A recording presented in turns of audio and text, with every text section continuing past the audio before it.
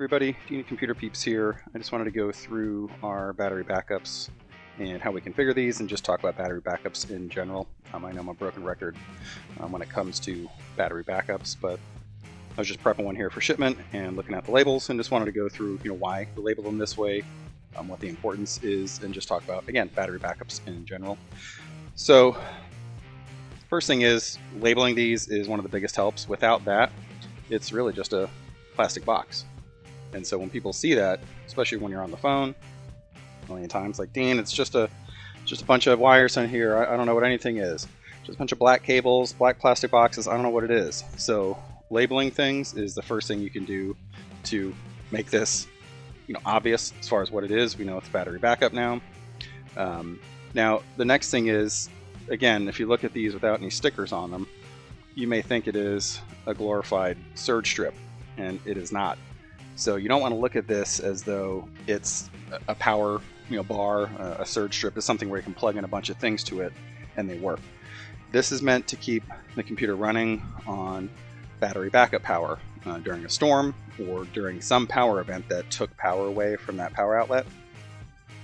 So we do not want to look at this like, oh, we can plug in a bunch of other things over here. That's not the consumer's fault if they do that, because looking at a non-labeled battery backup, all right, well, it's a surge on it. And so it's not fair, and you can't expect people to know that. Unfortunately, I have seen computer techs do that in the field. So a store will call, and it'll be a new computer that just went in, and it's all new equipment, and we have a battery backup, but they're still having issues. Usually the issue is their receipt printer and or tag printer or other printer stop working periodically.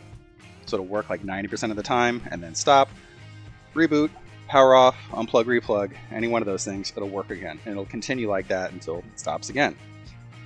That's not shaming anyone or trying to gatekeep, but not everyone knows that you cannot plug certain things into this, which brings me to our next set of stickers, which is, we label this to where, no printers, vacuums, fans, etc.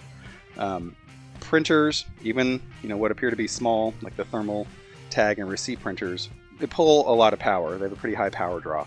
So when you go to use them, because they're not printing ink, they're heating up, they can kick out a surge or any other electrical issue and trigger faults on the battery backup itself. And that can lead to a number of things. Again, the printer not working, computer shutting down, program you're using crashing, etc. After that, we go ahead and cap off the surge outlets. While technically it is safe to plug in some small electrics, like let's say a portable phone, like you have portable phones in your store, the charging base for that, small things like that. Even the pin pads, the Ingenico pin pads that we use at Peeps, those can be plugged into these surge outlets. We just try and think that each thing you plug into this is another link in the chain, and if that link is broken, it could affect this, and this affects how your computer operates. And that leads me to another one. This is a relatively new one, and it's that a solid green light is required in order for the mini Peep to operate. These battery backups, they'll actually work if they're powered off. The surge side will usually work. The battery side will not. So if you've had an extended power outage and this thing is shut down, which is the behavior, it will shut down once it's ran out of battery power. You can have this box sitting there and you're turning the computer on and your monitor on and they're not coming on. And it's because the power is not solid green. So we've added that. And then we've also got replace by stickers. We've been doing this for years now, but replace by, and we set that to 3 years out. That's tracked here in Custody. You can keep track of that in Custody2Go. We send out email notices for replacement now. But these should be replaced every 3 years, kind of like a car battery or anything else. That 3-year cycle is pretty standard for batteries. I don't think these can run forever. And by having that on there, at least you can visually see that. Plus, we know that here, Computer Peeps can track all of these assets on your account. Some additional labels here. And again, an important piece of battery backup, so why not all of them are the same. It's this USB port or communications port. So we label it with a red dot, but we have been labeling it also with required. And then we label the USB cable for it that connects to your computer, not only with the red dots.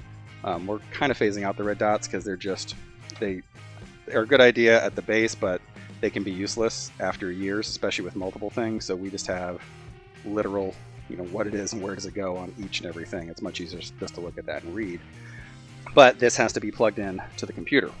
And so again, a battery backup and the differences between them, if you have one without a communications cable, it's better than nothing. And any device that you care even a little bit about, and it doesn't have a battery, like a laptop, should be on a battery backup. A computer, that is, or network switch, network router, modem, etc. But not all of them have that USB communications cable. So not having that, well, it's better than nothing, because at least you've got a battery backup, and that's fantastic. What that means for you, though, is when power goes out, if you're there when it happens, fantastic. Power will go out, it'll just flicker for a minute, come back on, the computer will stay running on battery backup power, your screen stays on, computer doesn't shut off, software doesn't crash, etc. Everything's good. If that power goes out after hours, though, and you don't have one that has a communications cable and the corresponding software that goes with it, then it's almost like having no battery backup, because the battery backup will stay running on battery until it loses power. And then without any software to manage it or that communications cable, it will just shut off. So you're right back to exactly where you were if you would have lost power 30 minutes ago and just pulled the power then. So we definitely want a battery backup, a managed battery backup, if you will, that has a communications cable, and then that lets us configure the corresponding software. And that's really the big one, and why we still use these battery backups to this day. It's not just the big power outages that I want to be notified about, like, hey, there was a storm. Well, okay, we know why power is going out, and I can see that on our radar in Custy. So if I get that alert, I quickly check the radar for whatever region it is, and I can see, yep, there's a storm there, or for whatever store, I've got their radar as well. It's the more subtle power issues. So yes, power outage, power goes out and then systems shut down because power stayed out overnight. Okay, well, at least in the morning, I can see the morning queue and I can reach out to stores or check in on the systems, etc. But it's, again, the more subtle electrical issues I'm looking for here. And those are the ones caused by things like if I plug in a printer or a vacuum, or if this power outlet here shares, or power cable, excuse me, shares the same outlet or circuit with another type of device that can affect how this operates. And so what I'll see is if somebody does have printers and vacuums, fans, etc. plugged in, I'll start getting email alerts about that. And once in a while, it's okay. Like, you can expect a surge to happen once in a blue moon. But when I start seeing surges multiple times a day, day after day, or just during that one specific day, or if I start seeing surges, usually it's at the morning or at night, opening and closing, it's telling me some event's going on. And after doing this for as long as we've been doing it, those events I've typically found are something like we're either turning power on and off at the circuit breaker and another circuit's getting jostled and it's affecting things, or these are sharing the same outlet or more likely circuit as something else, and whether it's lighting, something with a compressor in it, like let's say a refrigerator, when those things kick on, it's like when you power something on a home, you see the lights flicker. If it's on the same circuit as something else or same outlet along the wall, same principle here, it'll trigger an alert. So it's good to know those things, because a lot of the time it can just work. Like, you'll get a pop-up, I'll get the alert, and everything will just work. The problem is if those happen too much, or if they happen at just the right time, it can affect the battery backup and essentially make it not work or not work properly, and kind of negate even having a battery backup. So this serves multiple purposes, from just keeping that computer running so that the person who bought that mini Peep from us is able to stand there and go, awesome, my computer's still running. Or after hours, know, hey, my computer's safe and it's safely shut itself down. I can power it on when I get back in the morning. It's the ability to know things like, yes, major power outages, but again, those more subtle power issues that come from things like printers, vacuums, and fans. And then one last one here, I also label each power outlet. So even though they say surge and battery, it's again another one of the reasons stores use the computer Peeps. It's just having everything labeled. They just know it goes there, it goes there, it goes there. You don't have to think about it. There's no question. So yeah, technically yes, you can plug them into any outlet, but having them labeled just knows, hey, if it's not in there, we know something's wrong.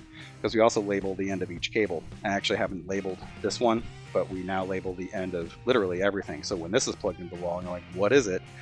There's a label on there as well saying, this is the battery backup, and also to not plug that into other surge strips or other battery backups or extension cords and such. So Well, that's it, everyone. I just want to talk about again our battery backups and why they're unique, and the labeling and how that actually really benefits a system versus a battery backup that has none of these, and just see how it performs in the field, or see what issues come up in the field months down the road with no labels on there.